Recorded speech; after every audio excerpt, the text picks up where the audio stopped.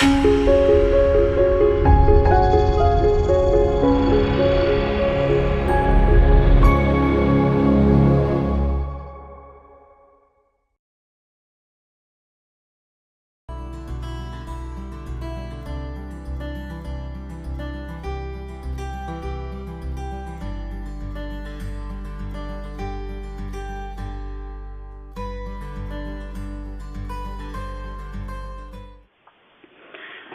everyone.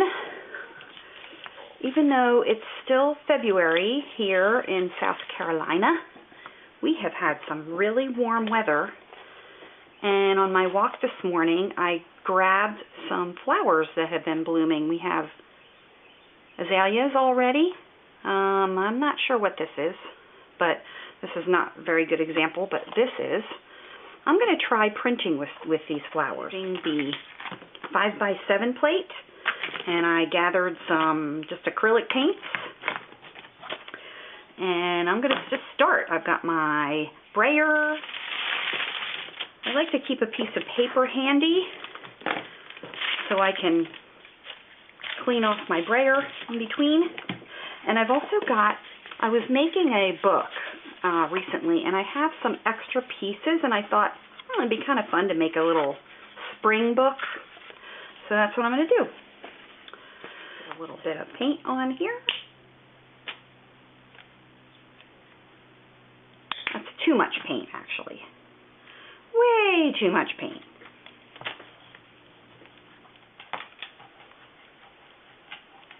Okay. Let's add another color to this. Needs a little contrast. The color needs a little contrast. Okay. All right, let's try. Let's try this. This should be kind of interesting. And what I'm needing to do is to take just some scrap paper. This deli paper works really well for this, and you kind of need to, like, I could even do this, because what I'm trying to do is I'm trying to get an impression onto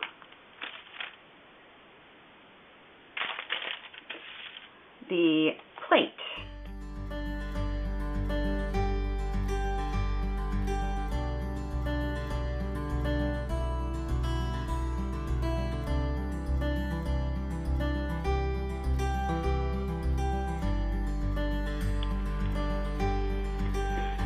Also, I am going to, because it's drying out way too fast, I'm going to use some of this retarder. Put just a little bit of that in, not too much.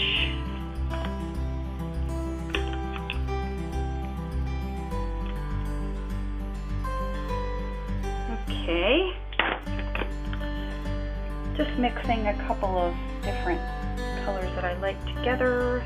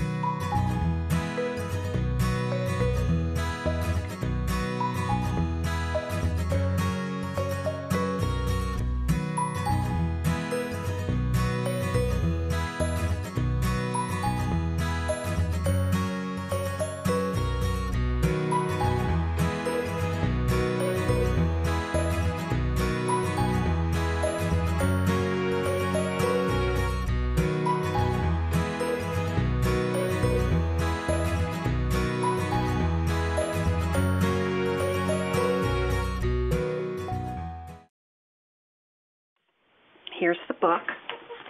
I've cut it down so that I can bind it, and I'm not going to bind it until after I embellish it with, I'll probably use my favorite pen here.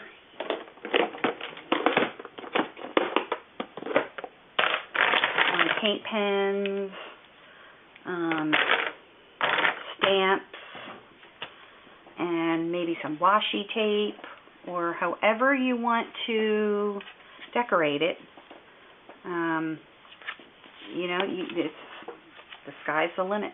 You can do whatever you want. You could cut it up and make cards out of it for Easter or Mother's Day. But I just really like little books. I don't know why, but I'll show you some of the pages here. And I don't know if they're going to remain in this order or not. But here are the pages. I love that one. Love it. I may try some watercolors because watercolor, the acrylic paint resists the watercolor, so that might be an interesting way to embellish.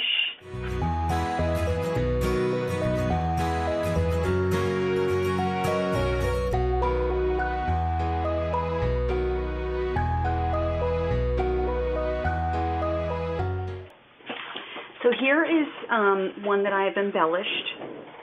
I've just drawn just a simple flower and used some watercolors, and some of these kind of watercolors. They're kind of twinkly. They're called twinkling H2Os. I've done those.